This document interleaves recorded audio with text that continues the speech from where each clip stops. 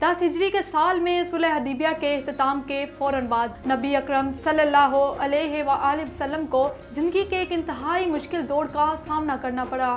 آج ہم جس واقعے کا مطالعہ کریں گے، سفر طائف، یہ صرف تاریخ کا ایک باب نہیں بلکہ صبر، ایمان اور استقامت کی ایک روشن مثال ہے۔ یوں تو بہت سے مارکے ہوئے ہیں، غزوات ہوئے ہیں، لیکن سفر طائف جو ہے یہ ایک بہت بڑا معاملہ تھا۔